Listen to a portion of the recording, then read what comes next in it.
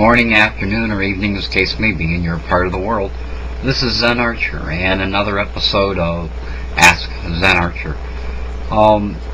This really is not a question-answer thing, the way that some of the other Ask Zens have been. I found a particular video by a friend of mine named Jeremy, and in it he was expressing his frustration because it's the end of college and he's got papers to do, and he's looking at his grades and he's finding that he's failing. And he hasn't gone out and partied. He hasn't, slept his life away. He's kept his nose to the grindstone. He's gone to his classes. He's done everything that you're supposed to do, except when he takes the tests, his grades don't reflect the work that he's put into it. In addition, he's asking, if I fail, does that mean I'm not going to make it in life? Or does that mean I have to give up my dream of doing what I want to do? And he mentions that his friends are classically trained and he's self-taught when it comes to his music. And he's changed direction. He originally wanted to score music, and now he's thinking about videography and doing that kind of thing. And Jeremy seems to be really struggling with the real question. It seems to be that he's disappointing himself, he's disappointing his colleagues, he's disappointing his teachers, he's disappointing his friends and his family and his mother, and on top of all of that, he's beginning to question if he's really going to be able to make it in the world doing what he really wants to do. Yes, Jeremy, you are. As long as you don't give up your vision, yes, you are. I'm going to address a couple of the things that I've mentioned specifically. First of all, you say in your video that school's not for everyone, and you're correct there. School is not for everyone. Different people learn in a different way. Some people are very graphically minded, other people are very analytically minded, and if you take a subject that's as broad as art,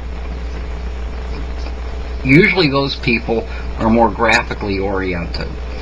If you try to teach them in a regimented way, if you try to teach them this, and this, they're often not going to get it because things just don't connect for them in that way. I'm a graphically minded person, and my mind races all of the time. As a result, I learn about things in a different way. There's a lot of things that I can't do. I'm lousy at mathematics. Well, the funny thing is, though, geometry and algebra I do relatively good at. It's just basic mathematics that I have a problem with because I can't relate the numbers to anything. Well, I'm just not an analytical type of person. I found ways around it, and you do that. But don't sell the education short. The whole purpose of going to college and taking these classes is to give you the foundation on which to build. And one foot goes in front of the other, and so on and so forth. Sometimes we don't learn as fast as other people do. Sometimes it takes a little bit longer for the light bulb to come on for us. But it will come on as long as you're there. And another thing is you have to realize that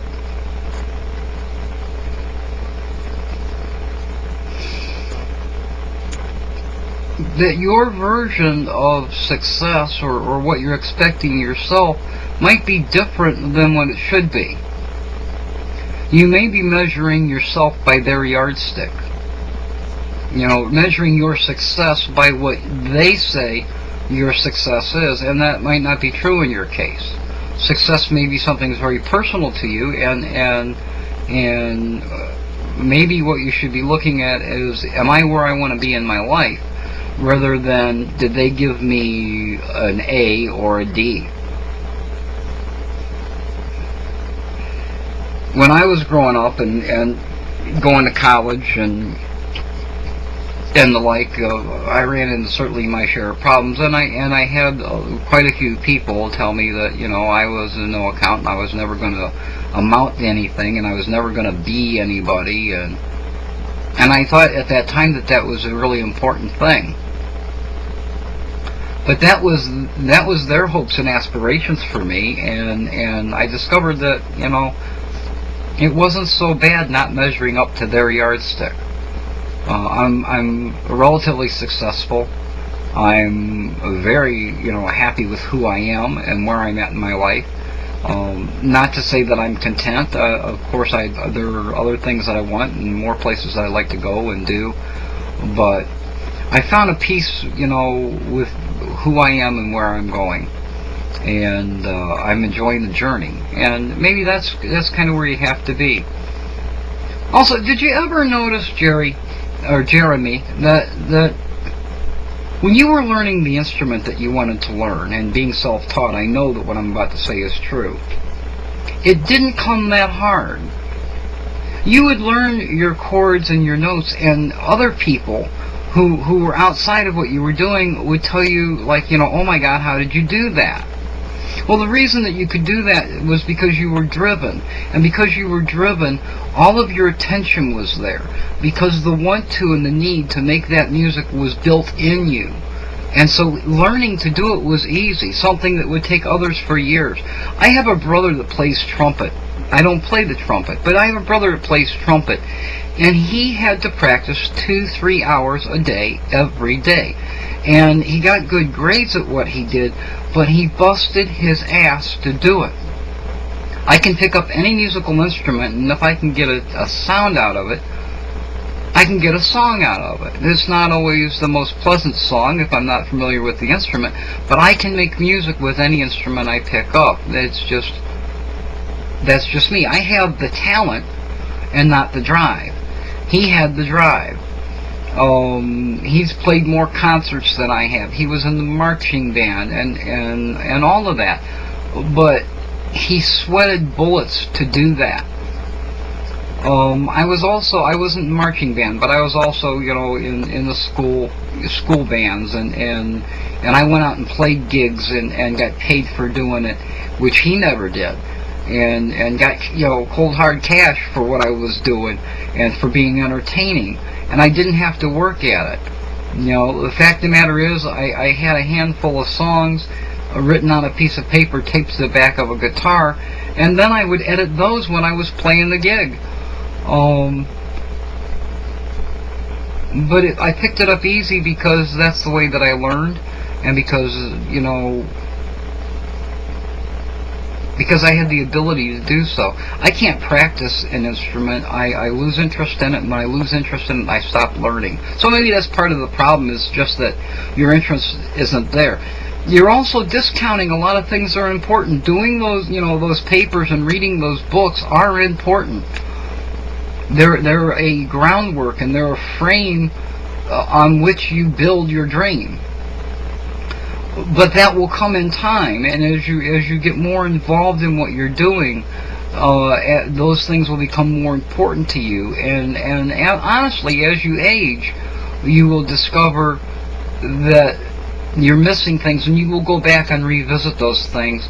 And the surprising thing is, once you have more life experiences, those things, it'll be as if somebody turned a light bulb on. So don't sweat the small stuff. Just don't sweat it. It'll be okay.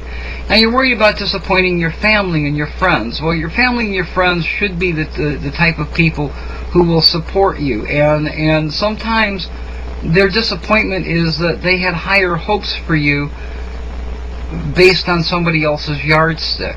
What you need to show them is what your vision is, where you want to go, what your plan is to get there, and that you're moving forward in that plan. If you show them, Jeremy, if you show them that you're moving forward, that you're getting closer to where you want to be in your life, and that you're getting closer to happiness in doing what you're doing, they will support you. Right now, they just think you're screwing up. They think you're passing up opportunities. And they're in your court. They want you to be successful. So it's disappointing when what society in general believes is successful, when you don't meet that, they're disappointed. But when you're doing what you love, and they see the enjoyment that you're getting out of it, and you do start getting paid because you've gotten your product in front of the right people who saw the creativity in you, they will be your biggest fans, and they will be the people who cheer the loudest, and they'll be the ones that go to work and say, my son is doing this. So don't sweat the small stuff. They love you and they're on your side. A lot of people don't go to school and they're successful. A lot of people who do go to school fail and are successful. You know, Einstein, I think it was, failed English. I know a little bit about country music. That's what I listen to mostly. I like other things, but mostly I listen to country. And I can tell you that there are people like Kid Rock who constantly would move up the ladder and be knocked back down. And you couldn't go to school to learn rap.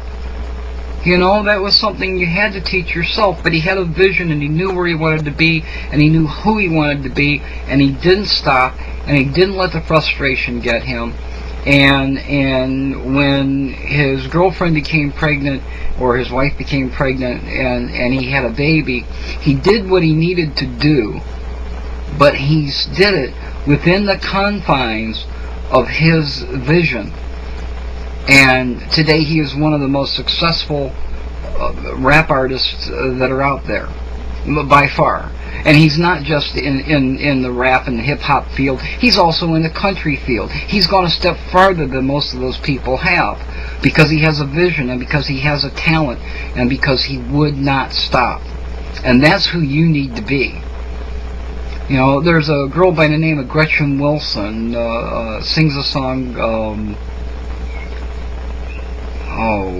I forgot what the darn song is right at the moment. But her mom was a drunk.